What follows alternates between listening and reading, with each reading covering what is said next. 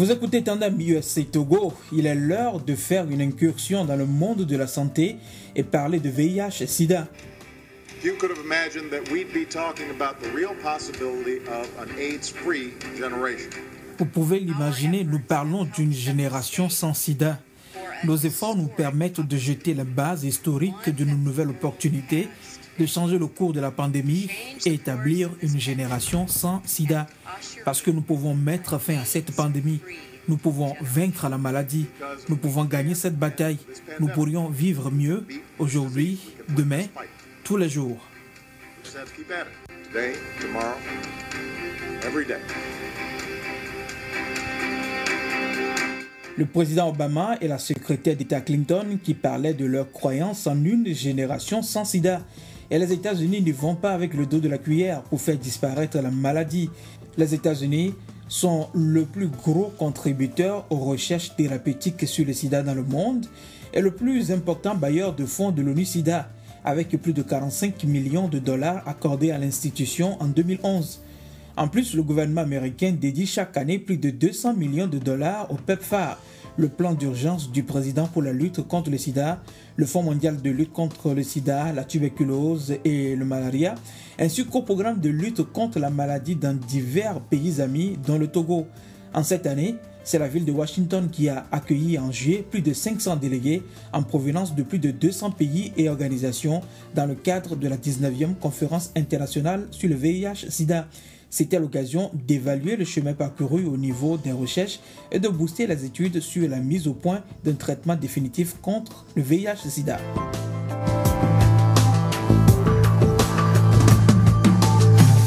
Le VIH-Sida n'est plus une fatalité, mais il stigmatise. Et dans certains pays, en parler est toujours un tabou.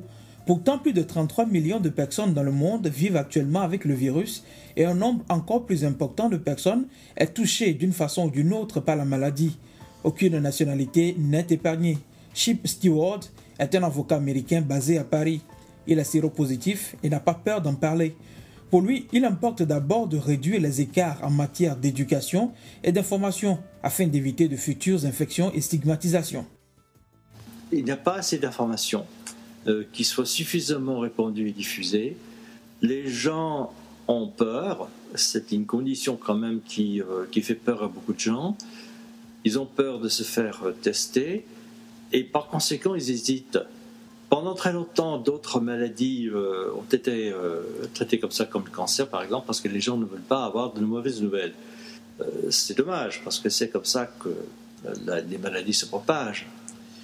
Je pense que ce qui est important, c'est que les autorités publiques se sentent impliquées dans le problème et que l'information la plus large possible soit diffusée, notamment auprès des jeunes, pour qu'ils soient conscients des risques qu'ils risquent de prendre à compter du moment où ils commencent à devenir actifs sexuellement, c'est-à-dire avant l'adolescence, et aussi qu'ils se rendent compte que les gens qui ont ce problème ne soient pas des gens qui soient tellement différents d'eux. Tout le monde a ses problèmes à gérer, des problèmes de santé comme d'autres, et par conséquent, c'est l'information qui, à mon avis, est la meilleure arme contre l'ignorance. Chip, l'avocat américain séropositif, basé à Paris, nous parle aussi des exemples de courage face à l'adversité qui l'ont encouragé à vivre sa vie. Nelson Mandela est un personnage extrêmement édifiant. Et pour les gens qui sont séropositifs ou qui ont peut-être d'autres problèmes de santé, pour moi, il représente un très bon exemple. Parce que, comme tout le monde le sait, il a été emprisonné par le gouvernement de l'Afrique du Sud de l'époque. Le gouvernement sud-africain a réussi à emprisonner son corps, mais ils n'ont pas réussi à emprisonner son cerveau et ils n'ont pas réussi à emprisonner son esprit. Son cerveau, son esprit, son cœur sont restés libres. Les gens qui sont atteints d'une maladie peuvent s'emprisonner dans la maladie et peuvent dire que la vie ne vaut plus la peine d'être vécue et peuvent renoncer. Mais à ces gens-là, je dis, inspirez-vous de l'exemple de Nelson Mandela et ne vous laissez pas emprisonner par cette condition que vous pouvez changer et que vous pouvez gérer, profiter de la situation pour apprendre et pour enrichir votre vie.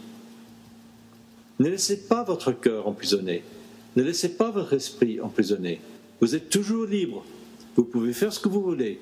Donc, les prisons qu'on suit, ce sont des prisons qu'on se fait nous-mêmes. Donc, on peut aussi les briser. La stigmatisation représente un obstacle important pour de nombreux patients qui ont besoin d'un traitement et du soutien de leur famille et de leur entourage. Pour Chip, la stigmatisation est une barrière qui est surmontable. Je pense que le plus important, c'est d'avoir confiance en soi et de croire en soi et de dire que je suis un être humain et j'ai une vie et que je vaux autant que n'importe qui. Et par conséquent, je ne vais pas me laisser décourager. J'ai encore des choses à faire dans la vie. J'ai de l'amour à donner à quelqu'un ou à quelqu'une. J'ai des idées. J'ai une intelligence. Et par conséquent, je vais profiter au maximum de la vie et je vais vivre ma vie pleinement. Avoir des enfants, fonder une famille, fonder une entreprise, ou si on est artiste, créer quelque chose. Il ne faut pas se laisser décourager. Et si on est stigmatisé, il faut se dire que ce sont eux, ceux qui veulent stigmatiser, qui sont ignorants. On peut essayer de les convaincre qu'ils ont tort, on peut essayer de les éduquer. S'ils ne veulent rien entendre, il ne faut pas perdre son temps. Il faut dire, mais tant pis pour eux, c'est eux qui sont perdants. Moi, je n'ai pas de temps pour eux, j'ai trop de choses à faire. Je vais m'occuper de moi-même, de mon avenir, et je vais trouver d'autres amis. Ceux-là, je n'ai pas besoin d'eux. Chip Stewart, avocat américain basé à Paris et qui vit sa séropositivité. Cet entretien a été réalisé grâce au travail de Daniela Van Leguelo du service régional africain, une branche du département d'État basé à Paris. Et parlant des dernières actions des États-Unis au Togo dans le cadre de la lutte contre le sida, rappelons que le programme de prévention du VIH-Sida du département de la Défense a accordé il y a un peu plus d'un an un montant de 414 000 $, soit environ 195 millions de francs, à Amakash, l'association des militaires, anciens combattants, amis et corps habillés, pour réduire à néant l'infection au sein des militaires.